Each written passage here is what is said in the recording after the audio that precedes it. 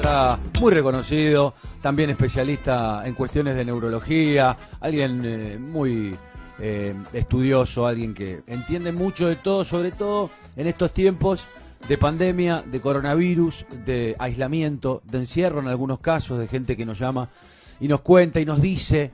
Así que vamos a hablar con Enrique de Rosa para tener un panorama un poco más certero de cómo hacer y seguir en cuarentena. Veremos si esto termina el 13 o continúa. Enrique de Rosa del otro lado, está Mónica Neff, que conmigo, Sol Pérez, Mariano Pavón, te saluda, ¿qué tal? ¿Cómo va, Enrique? Bienvenido a Show Ataque Radio Latina. ¿Qué tal? ¿Cómo les va a todos ustedes? Bien, bien, acá estamos, llevándola como podemos, trabajando, intentando dar servicio, informar a la gente. Escuchamos mucho aquí mensajes porque tenemos infinidad de audios, gracias a Dios. La audiencia es cada vez más y nos preguntan muchísimo algunos consejos o tips para seguir llevando la cuarentena y el aislamiento. ¿Qué le tendrías para decir a esa gente que todavía tiene que tener más paciencia, Enrique? Sí, yo creo que más que paciencia, traten de darse cuenta que estamos viviendo, al menos sea real. A ver, primer punto, no se pongan a buscar si es inventado, si es ficticio, si es una operación, porque eso paraliza, y lo que hay que hacer en estos momentos es salir de la parálisis, porque en alguna medida ya estamos paralizados al estar encerrados. Entonces, si uno aparte se paraliza emocionalmente y mentalmente, el combo es muy malo. Entonces, todo lo que son teorías y búsqueda de información medio extraña, en este momento no es saludable. Entonces, primer cuestión es tener un límite a la información. La gente que tiene confianza en su medio, su audiencia, que confía en ustedes, bueno, que escuche esto, que no ande saltando en diferentes lugares, que no ande googleando a ver la última noticia, porque eso genera varias cuestiones que tienen que ver con esa parálisis que hablaba, pero también con mucho aumento de tensión, con algo que se llama la profecía autocumplida. Voy a encontrar una noticia mala y obviamente eso va a confirmar mi sensación interna que todo anda mal o que me están escondiendo cosas, y eso es muy peligroso. Y al mismo tiempo el estar paralizado evita algo o incrementa algo al mismo tiempo, que es toda esta parálisis física que hace tan mal al cuerpo. Es decir, mucha gente hace gimnasia en su casa, pero igualmente se ha perdido la movilidad. Esa pérdida de ejercicio, de actividad del cuerpo, empeora mucho también los síntomas emocionales y psicológicos. Bueno, empezaría por ahí, después sus preguntas, hay mil cosas más para decir. Sí, mil cosas más. A ver, hay gente que por ahí la puede llevar un poco mejor porque sabemos que tiene realidades diferentes. La Argentina es un país muy desigual, lamentablemente. Hay gente que puede llevar esta cuarentena de una manera más tranquila, con algún patio, algún jardín y demás, y hay otra gente que en una misma habitación duermen 7, 8 personas. Digo,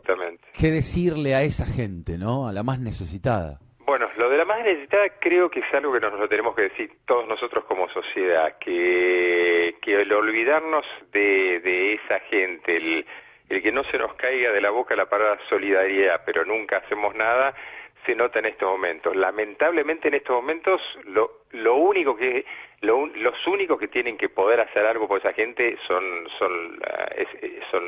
el poder, son los estados, son los gobiernos, las municipalidades. Y esa gente tratar de, ¿qué más se le puede pedir? Que aguante más, no puede aguantar más, claro, ¿verdad? Y esto es parte del gran problema. En realidad tienen que actuar las autoridades. Sí, a esa gente sugerirle que cualquier invitación a explotar, a salir hacia afuera y pensar en tomar la solución en mano propia va a empeorar las cosas, ¿no? Y que traten de canalizar esta angustia de la manera más calma que puedan, porque realmente los que estamos en alguna tarea de tipo que tenga que ver con contacto con este tipo de poblaciones, estamos hace tiempo alertando que si llega la infección a los cordones del conurbano no solamente de Buenos Aires, sino de Rosario, Mar del Plata, lamentablemente todas las ciudades hoy tienen extensos bolsones de pobreza, y que mientras nosotros estábamos diciendo hay que higienizar todo con alcohol en gel, esta gente no tiene agua, por ejemplo. Entonces, bueno, que hagan lo imposible para mantener distancias, que traten de dentro de su medida de cuidarse ellos, ya que no han cuidado de ellos los otros. A esa gente en realidad no hay que pedirles mucho y hay que también entender las reacciones que puedan tener en alguna medida, ¿no? Claro. Te pregunto por los médicos, también en tu caso particular, tocábamos hoy la temática.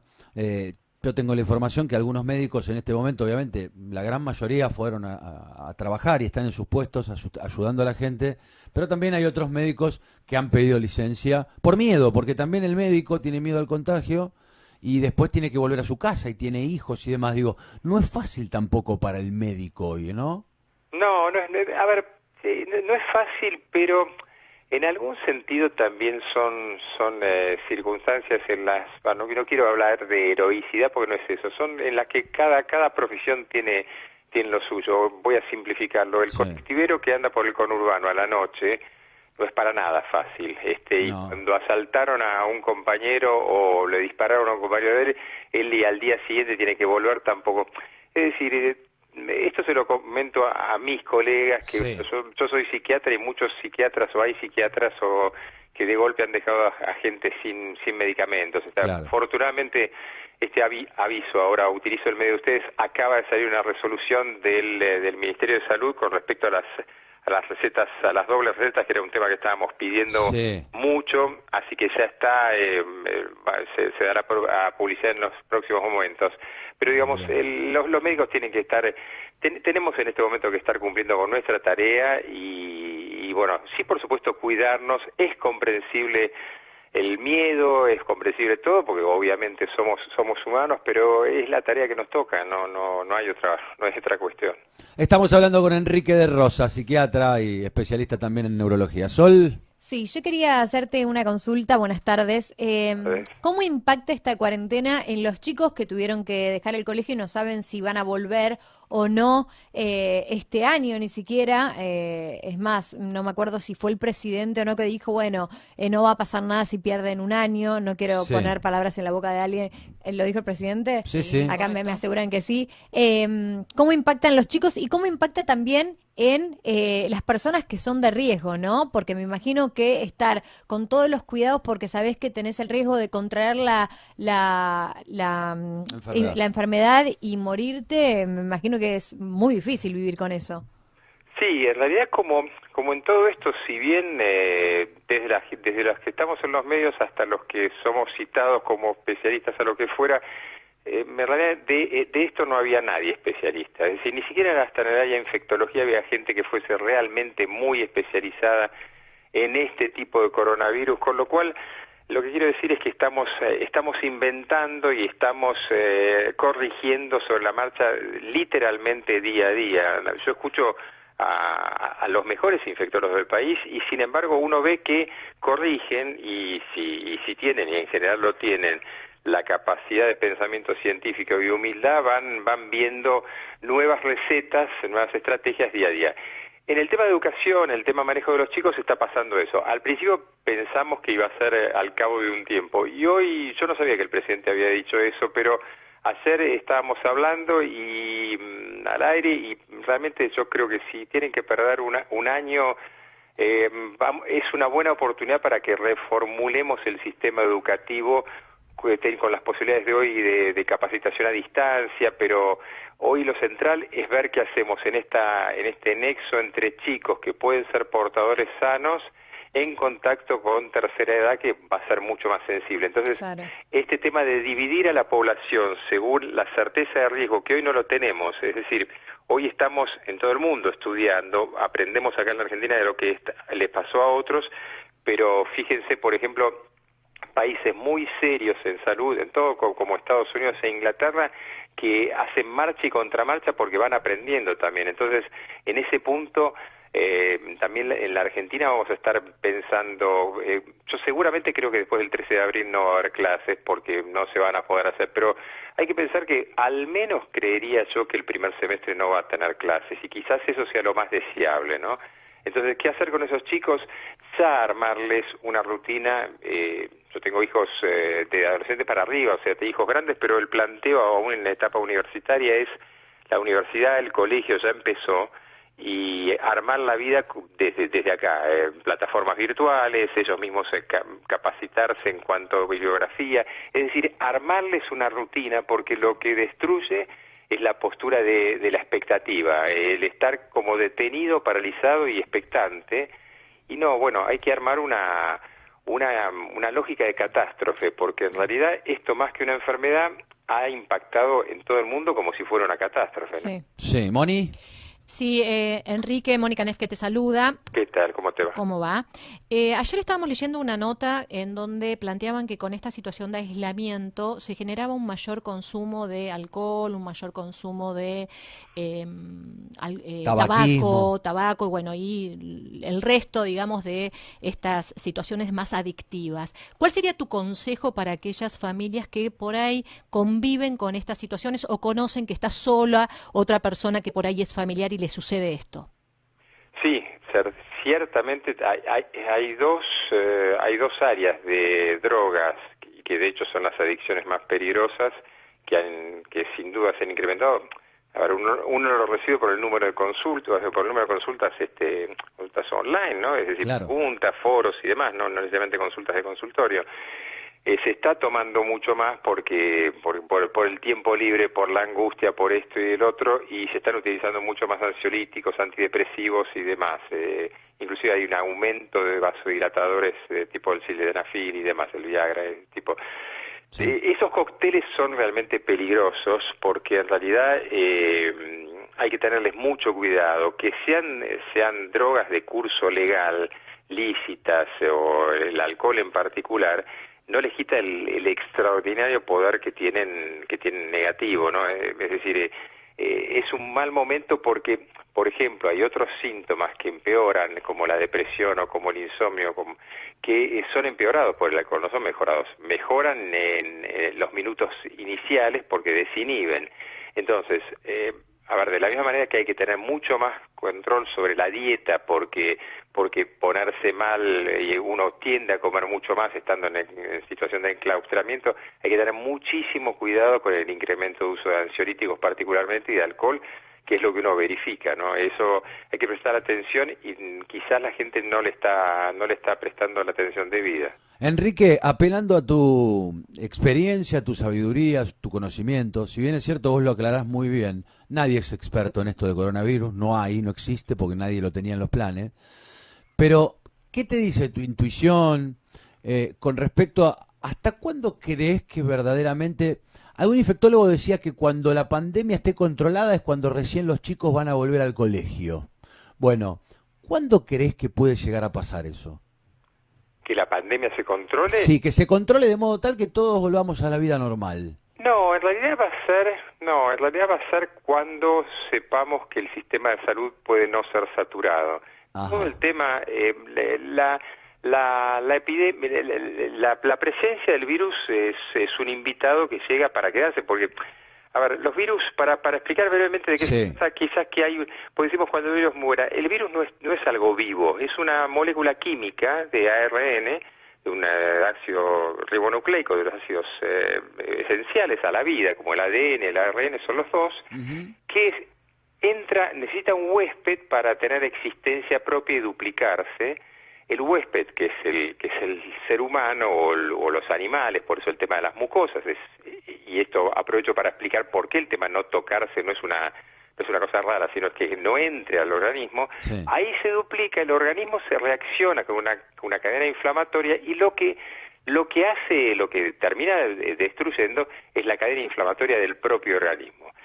Si nosotros logramos un sistema de inmunidad generalizada, como tenemos en otros corona y rinovirus, que son los virus del resfriado común y de la gripe, que ya conocemos, y muere gente de gripe todos los años, nada más que el sistema lo puede sostener.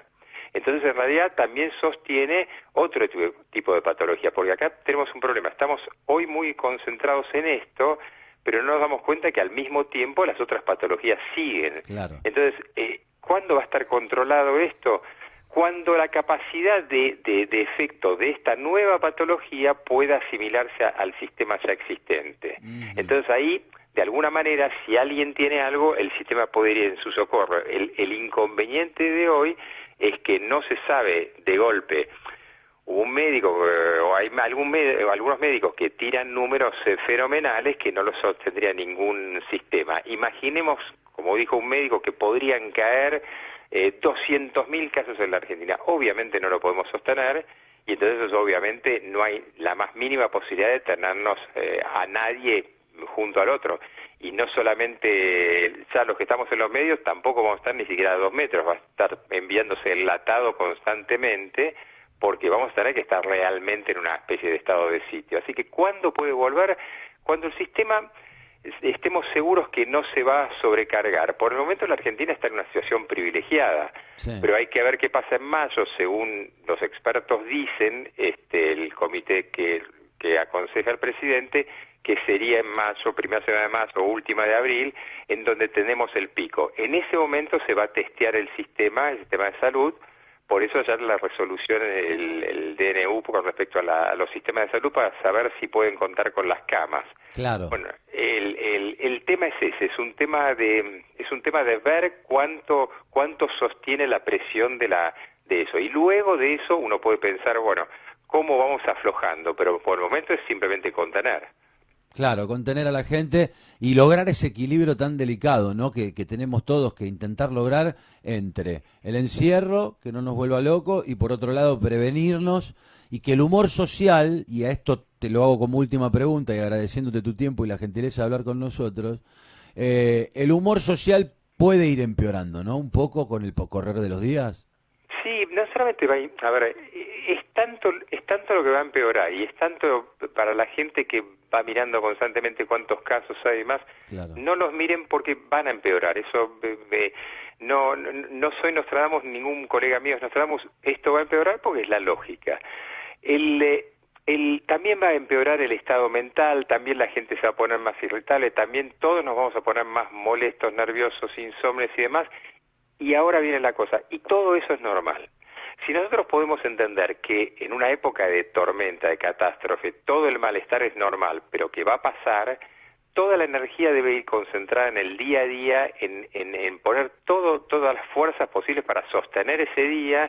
Mañana es otro día, sostenerlo, pero no pensar imaginar una carrera que nos van a avisar cuando termine, pero por el momento sigue. Entonces, esta idea de estar pensando siempre en fechas también angustia mucho. ¿Y por qué esto? Porque si empezamos a explotar todos, y ahí viene la peor parte en todas las epidemias de la historia de la humanidad, que es la epidemia de pánico. Y eso sí puede dar resultados catastróficos. La epidemia de pánico. Ay, Dios, ojalá que no. Bueno, gracias por todo, Enrique, de verdad. Verdaderamente es un lujo hablar con vos. Un abrazo grande, gracias. El mío, que tengan un muy buen día. Hasta luego. Igualmente para vos. Enrique de Rosa, psiquiatra, especialista en neurología. Bueno, es bueno escucharlo para tener un poco más de paz. Ya solamente escuchándolo, me quedo con eso. El pánico es lo peor. El pánico tenemos que tratar de evitarlo. No leer tantas noticias. Tiró muchos tips. El peor enemigo de uno siempre es su cabeza. Su cabeza. El miedo, el pánico, tal cual. 15:29 en la Argentina. Ya volvemos, ya seguimos en Show Ataca hasta las 4 de la tarde.